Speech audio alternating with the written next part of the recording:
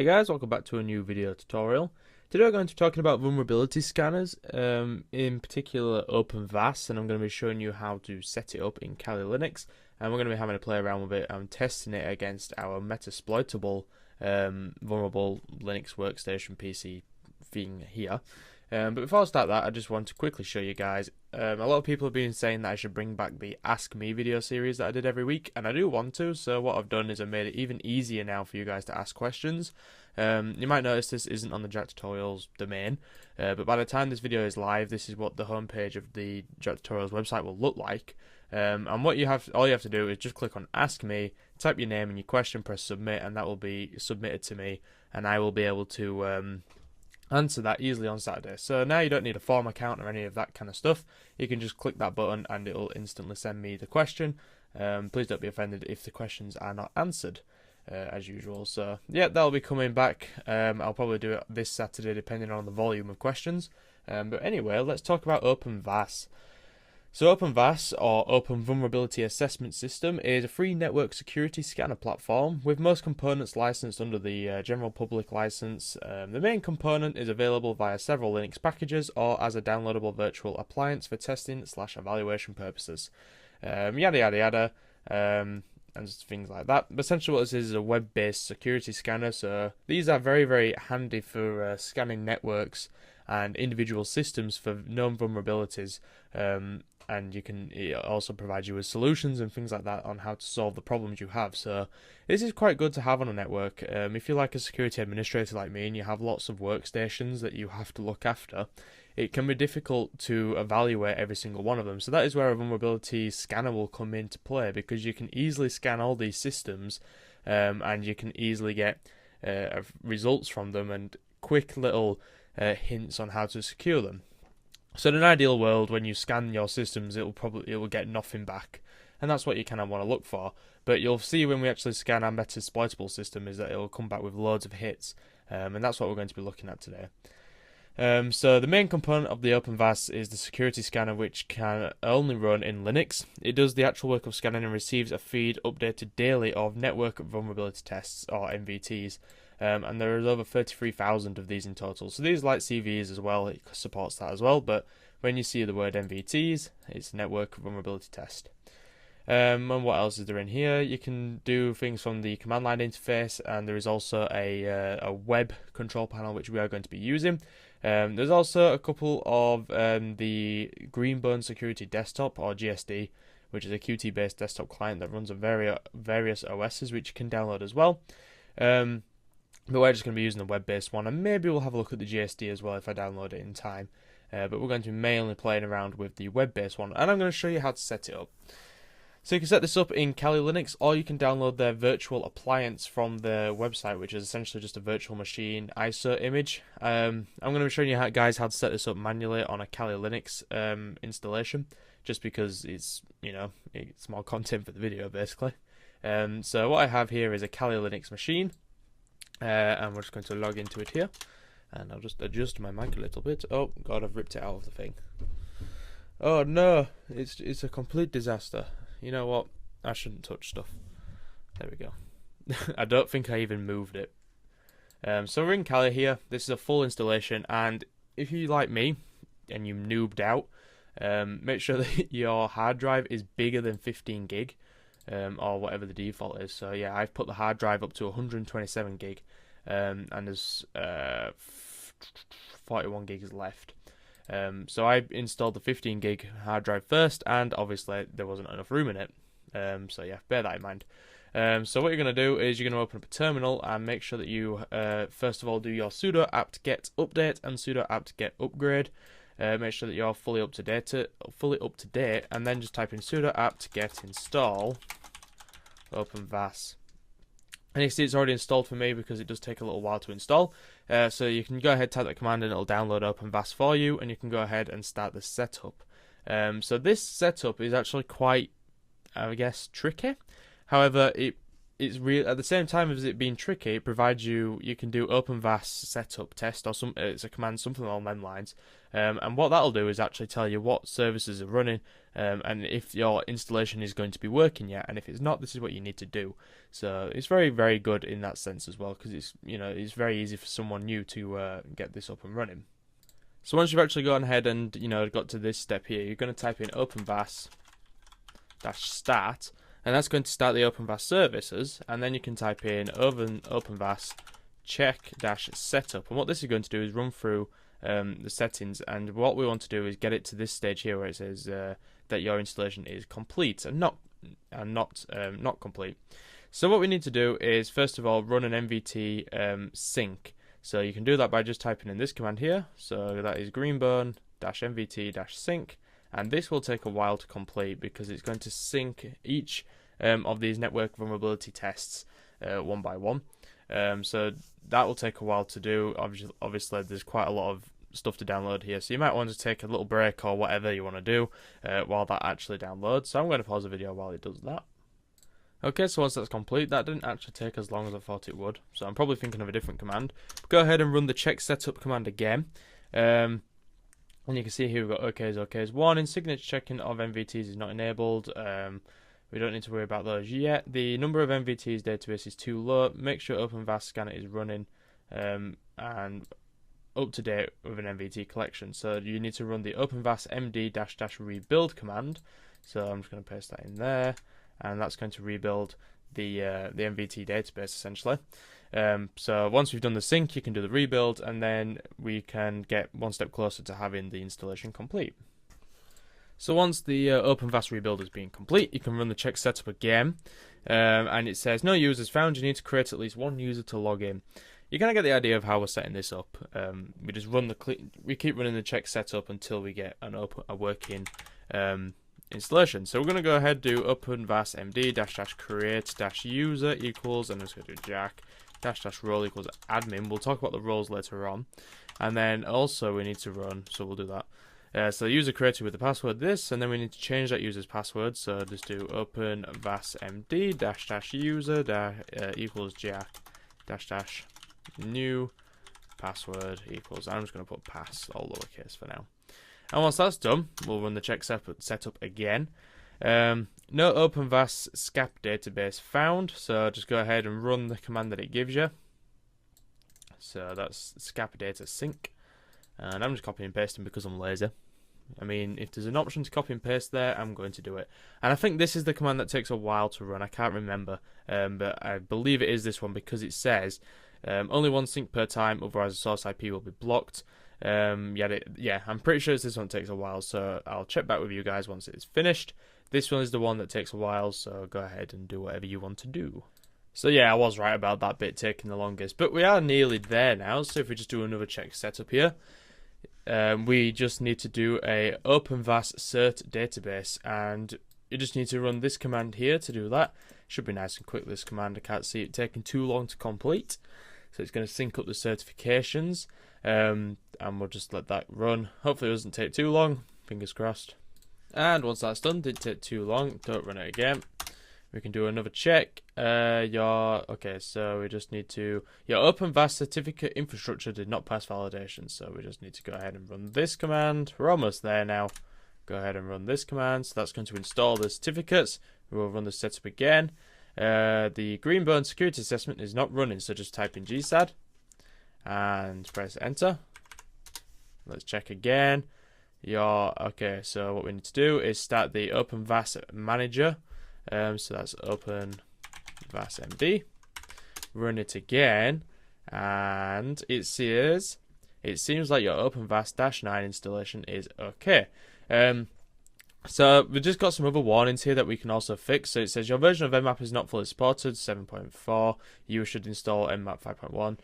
We're going to just leave that out for now because I didn't run into any issues with it. However, you can just go ahead and install Nmap 5.51.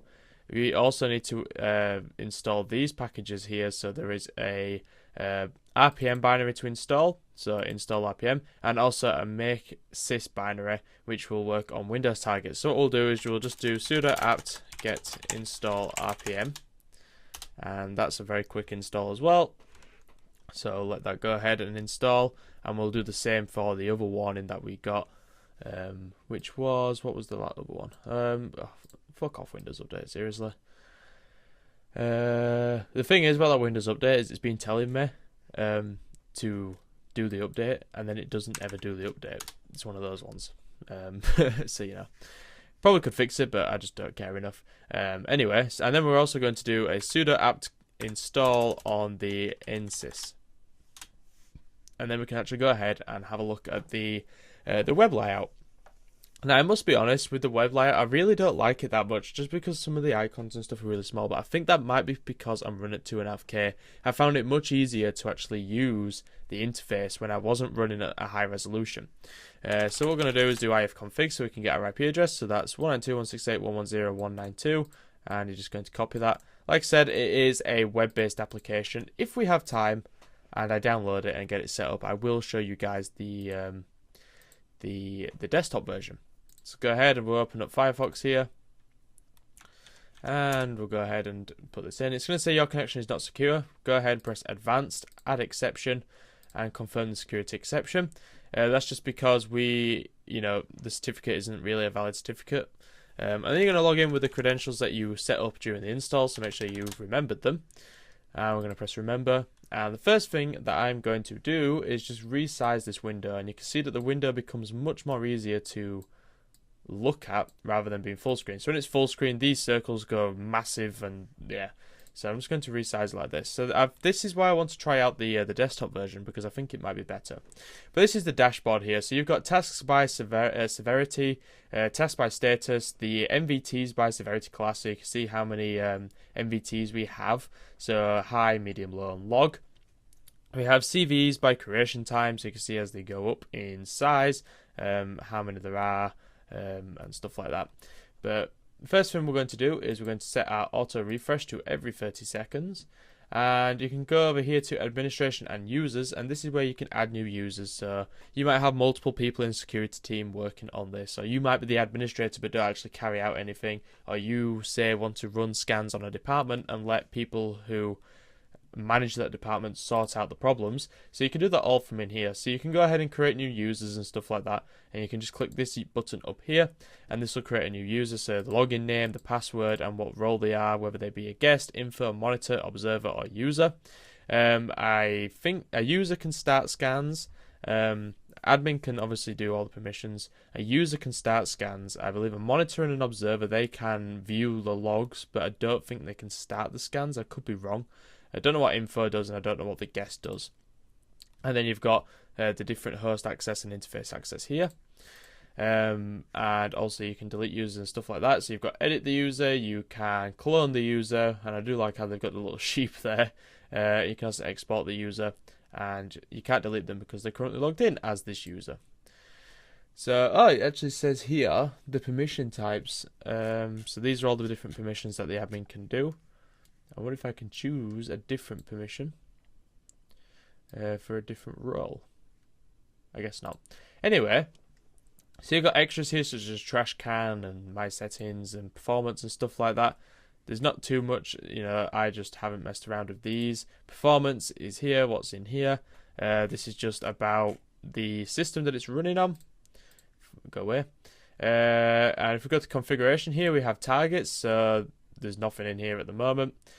Ports list, so these are the port scanners, so you've got all TCP ports, all privileged TCP ports, and you can create your own lists as well. If you just click this little star icon here, you can create a new list. So let's just say this is going to be our new port list called web ports, and this scans the known web ports. So you have here the example here, the port ranges, so T, and then you can do a colon and then 1 to whatever range you want, comma, and U if you want UDP protocol. So if I just put in here T, 80, 443, 22, 21, I believe we'll just use them for now. Those are going to be a port range of 80, 443, 22, and 21, which are common web protocols.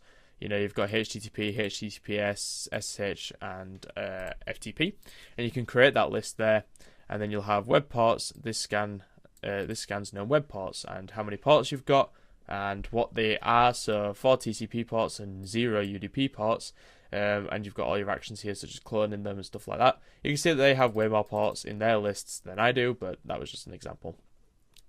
Also, you've got the credentials here, so you can create credentials for things like SSH and stuff like that. We're not going to play around with that today.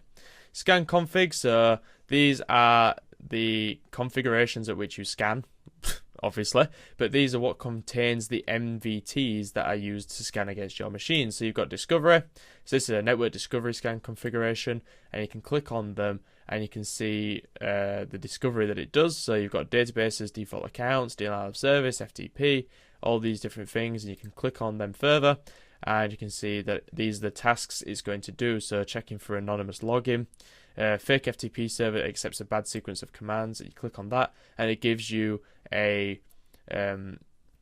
details about the vulnerability and also a score. So for example, the anonymous login, it rates it at 6.4 out of 10. The insight to it is a host that provides FTP service may additionally provide anonymous FTP access as well. Under this arrangement, users do not strictly need an account on the host. Instead, the user typically enters anonymous or FTP when prompted for username. Although users are commonly asked to send their email address as their password, little or no verification is actually performed on the supplied data. So what it does is it tries to log in with an anonymous account at the FTP service. And the impact is based on the files accessible via this anonymous FTP login and the permissions of this account. An attacker might be able to gain access to sensitive files or upload or delete files. So you can see there an example of how you can learn a lot about these different vulnerabilities. So let's click on full and fast and let's see if it can do, so you can see it has things in here such as Cisco and buffer overflows and stuff like that. Let's go ahead and we'll choose, let's see, something I know about. Did I just see Heartbleed? Okay, let's click on Windows here. And let's click on something severe. Something fun that's severe. Nothing boring. Let's see. Oh, did I say something about RDP?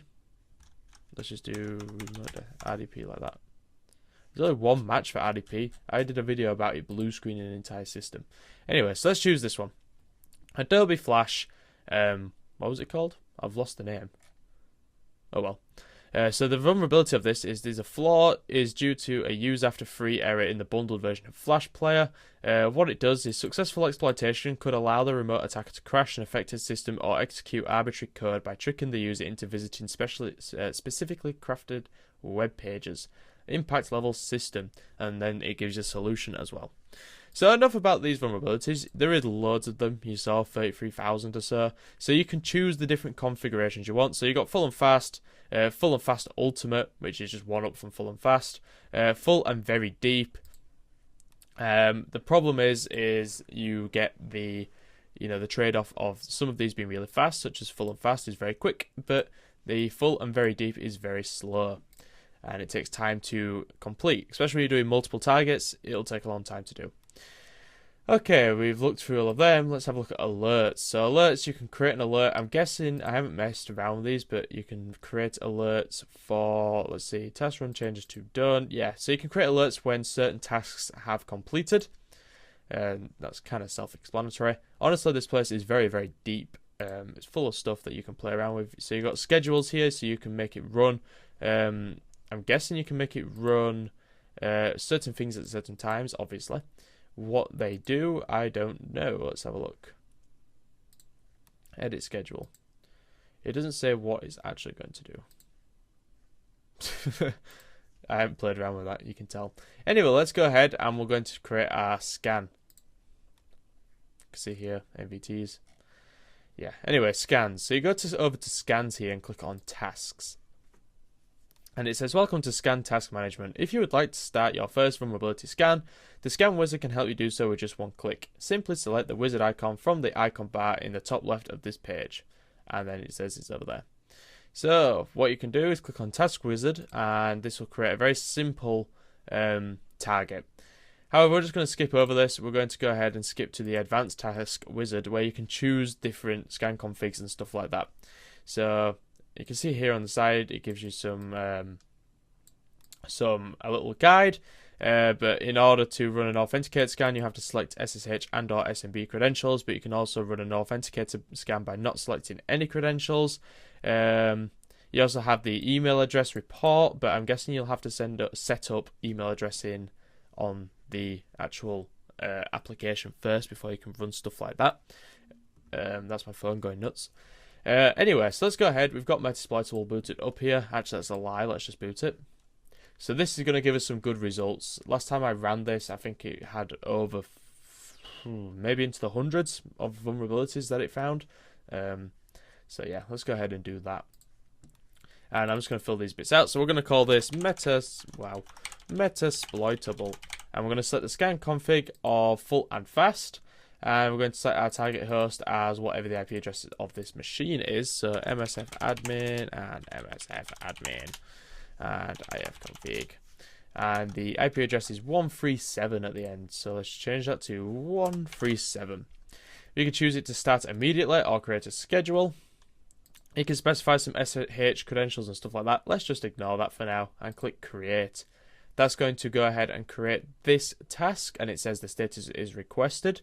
And this will go on. So you can also create multiples, so we can add another scan in as well. I think you can probably scan ranges of stuff by using the /24 and things like that. But this is going to refresh every 30 seconds or as many times as I want. So you can see the status changed to 1%. And if we refresh again, it's still 1%. So what I'm going to do is pause the video while this is running. We're not going to see anything while it's running, so we're just going to go ahead and pause the video while it completes.